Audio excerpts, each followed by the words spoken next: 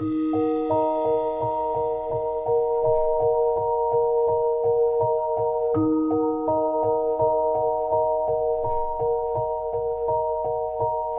everyone and welcome to another reading vlog. I have not filmed a reading vlog in a while, it feels. So I'm excited to take you on my day with me and all the books that I'm going to be reading. Well, that's a little ambitious. Who knows how much I'll read, but I am in a really big reading mood. And a service that is great for readers is Book of the Month, who is also the sponsor of today's video. So thank you so much to them. If you've been watching me, you know I love Book of the Month. They're such a great service and they're great for when you don't really know what you want to read. And they are like, here are some amazing books for you to choose from. Thank you. So if you don't know, Book of the Month is a super popular and fast-growing online book service for readers, and their mission is to promote new and emerging authors and help readers discover new books that they love. Basically how it works is every month their team vets hundreds of books and then gives readers their choice from a curated selection of new and early release titles. So this means that you can spend less time researching and more time reading. And honestly, every month I'm so impressed with all the titles that they choose because their selections always include a diverse range of different authors and stories. So here are their January picks, looking stunning, and these are all, of course, the Book of the Month exclusive editions. So these are all the picks that you can choose from. This is also an add-on that you can choose from, or you can also add it on, obviously. And honestly, all of these really intrigue me, but these two are definitely at the top of my list, and I would have a hard time choosing between these two. So first we have Fiona and Jane by Jean Chen Hall, and basically this story follows two young Taiwanese American women as they navigate friendships, sexuality, identity, and heartbreak over 2 decades. So this is basically a collection of stories told from two different voices, Fiona and Jane, and it's supposed to be an intimate portrait of friendship. It explores the universal perplexities of being young and alive, and it also discusses their experiences being Asian in America. So of course this sounds exactly like the type of story I would love, and I'm very excited to get into it. But then, like I said, I would have a tough time choosing between that and this, because this is Love and Other Disasters by Anita Kelly, and this is an adult romance, and this is a romance between this stunning girly and a non-binary character, which is amazing, and it sounds really fun. Basically this centers around America's favorite cooking show, and these two both compete in it. I'm assuming it's like kind of like rivals to lovers, because obviously they're competing against each other, but they clearly fall in love, and that's just very exciting. And this is a rom-com. It's supposed to be very fun and fluffy and cute, so honestly I'm sure I'm going to love this. So once again, here are the January selections. If you want to get any of these, you can get your first book for just $9.99 using my code with Chloe and going to bookofthemonth.com. Book of the Month actually have the best price when you release hardcover fiction, like getting a new release hardcover book for $9.99. That's amazing. And Book of the Month is also completely risk-free. You can skip any month at any time without being charged. Thank you so much to Book of the Month for sponsoring this video. And now let's get into my reading plans for the day.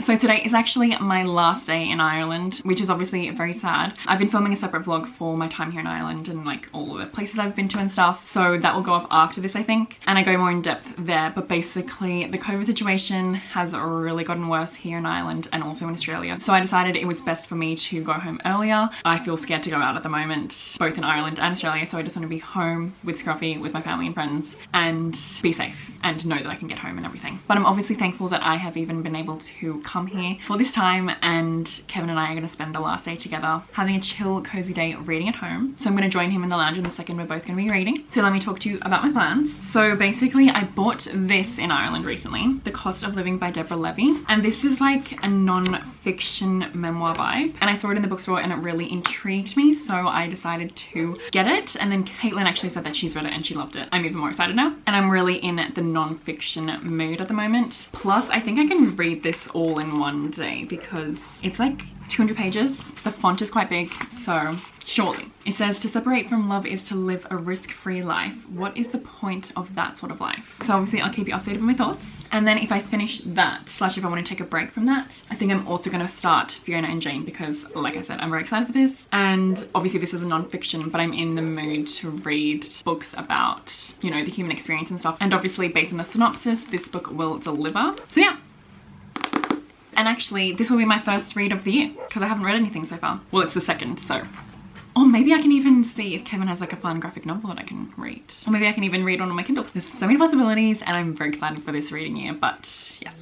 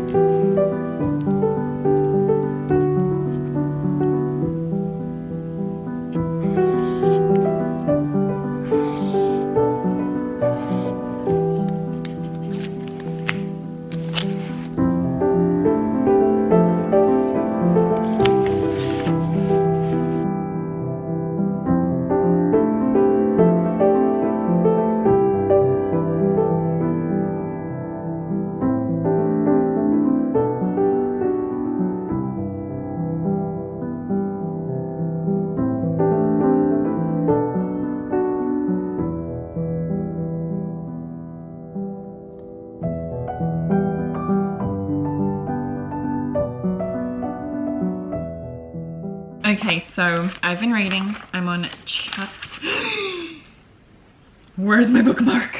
Okay, well thankfully I know I'm on chapter 3, but where the hell's my bookmark? Yeah. Also, it is raining, so stunning rainy weather. But anyway, chapter 3 and already, wow. So basically the author is talking about her experience going through a divorce, and the way that this is written is not like a typical memoir. I feel like it kind of has like a fiction vibe, but it's obviously non-fiction. I'm absolutely loving the way that it's written, and already lots of thoughts. It's really hitting. It's really hitting. For example, these lines really hit me. Life falls apart, we try to get a grip and hold it together, and then we realize we don't want to hold it together. That is exactly how I felt at the end of my relationship last year. I obviously thought like my whole world did fall apart, and I thought I desperately wanted it to repair itself. And then when I got out of that situation, I realized I'm so happy that it did not repair itself and that I'm out of that, because I know now that that is not the right path for me at this time. And the author is so accurately describing that feeling of like being heartbroken, but then coming out on the other side and having all these realizations. And just listen to this.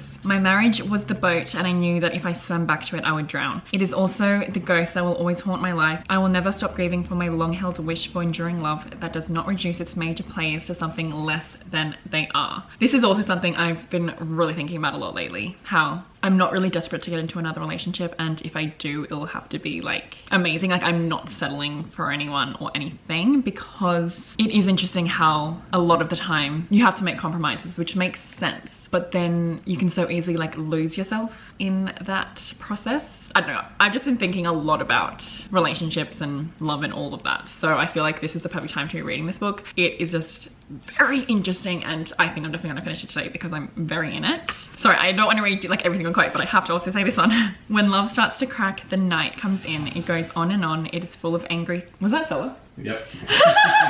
He sorry. This is just something that like... Alright. But she's like, shut up. It's like, I don't want to have to read you another quote. Like, oh, great. When love starts to crack, the night comes in. It goes on and on. It is full of angry thoughts and accusations. These tormenting internal monologues don't stop when the sun rises.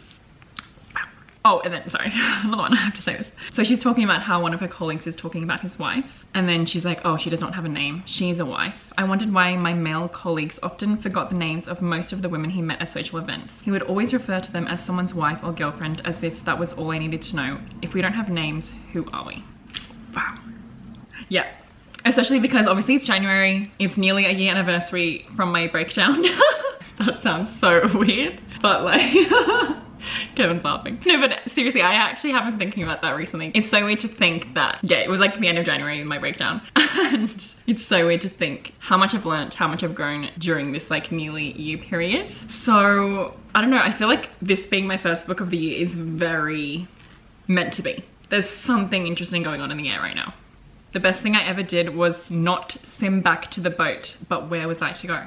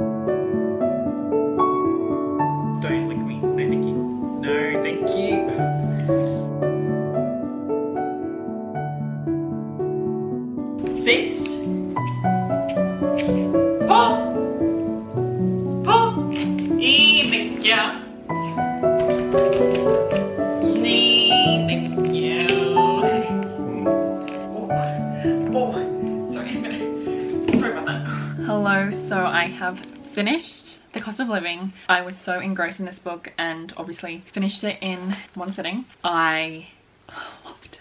Like, wow. There were so many moments where I was completely lost for words and I was just like mind blown. And I feel like it's quite subtle but in a really powerful way. And you know, some of the things that Deborah Levy says seems quite simplistic, but it has a lot of power within it. And I'm like, wow, how have I not thought about this before? Oh, wow. Yeah, just absolutely loved it. So basically, Deborah Levy talks about what it means to be a woman in this day and age, what it's like to be a mother and the struggles of being a mother, a daughter, a lover, being a woman in society in general, and basically her rejecting oppressive societal expectations and finding out who she wants to be and how she wants to live without any of that. And also the cost of living, so the cost of freedom. There's a really good quote: "Freedom is never free. Anyone who has ever struggled to be free knows how much it costs." So yeah, loved this. Easy 5 out of 5 stars. So that means I can move on to Fiona and Jane, but I'm not going to read too much because it is 4:44 and obviously I want to spend some more time with Kevin before I go like play Fortnite or something. I need to sleep early tonight because I need to leave at like 2:30 to get my flight. Also, I need to finish packing. But yeah, hopefully I can read, you know, just a little bit, just the start of this. Oh, actually, let's see how long the first story is. Okay, so the first story, The Night Market, is 27 pages long, so maybe I could just aim to read that one story. And I definitely plan to continue reading on my flight / you know, when I'm at the airport waiting to transit to the next flight. My flight is going to be 40 hours, which looks like 38 hours. How exciting! Yeah, hopefully I can do lots of sleeping, reading and watching things, and I need to finish Squid Game. Before I continue reading, I actually wanted to show you some of the things that I got in Ireland. Obviously I've showed lots of it in my other Ireland vlog, but that vlog's already so long and no offense, I just want to talk about them now. So I wanted to show you a few cute things that I got when I went to, I think it was when I went to Bunratty Castle. Yeah, very excited about these. Also, I need to like, you know, check it out of the box and stuff so it can fit in my suitcase. So I got this. This is the Irish fairy door. Basically, you can invite a fairy into your home by putting this door with the little pebbles, and then you put the key as well. And if the magic key is gone in the morning, your fairy has arrived. Like, how cute? And you can register your fairy's name and everything. Literally so cute. So for example, you can put it like at the tree. Like, yeah, very excited about this. Of course, I got a cute pink one. Then I saw these really cute like fairies in a jar. They were stunning and I wanted to get a few of them, but obviously not very travel friendly. Also, they take up a lot of space because the jars were like this big, and I was like, ew, but I really wanted to get some for like my friends and family. So I ended up getting this, which is a little starter kit. So it has the little fairy as well as like decorations that you can put in the jar. So I thought I could do it myself. So I got this, and these decorations will be enough for like a few jars. / I can just use my own decorations as well. And then I got this cute little fairy and this one. So I'm very excited to make those fairy jars when I get home. And basically you ask for the fairy to grant you a wish by using the jar. Like, how cute. Hello, so it is much later in the night and I'm actually gonna get ready for bed and go to sleep soon because like I said, I have an early flight, but obviously I need to update you on what I read. So I ended up getting to the third short story in this. So I'm on page 69 and yeah, like I said, I was obviously planning to read the first one, but then I was just really in it and I was like, no offense, I need to keep reading. This is very good so far. I am very engrossed. This already is mirroring a lot of my experiences being Asian in Australia, obviously not America, but you know, obviously there are some similarities, and I think this is going to be a really personal read for me and I'm really excited to continue reading. And it's very readable. I definitely read that quite quickly, so I think that I'll definitely finish this on my flight or, you know, when I'm waiting for my next flight, etc. So it's always stunning when you know you have exciting things to read / watch when you're traveling. So yeah, very excited to continue reading this. But that is it for this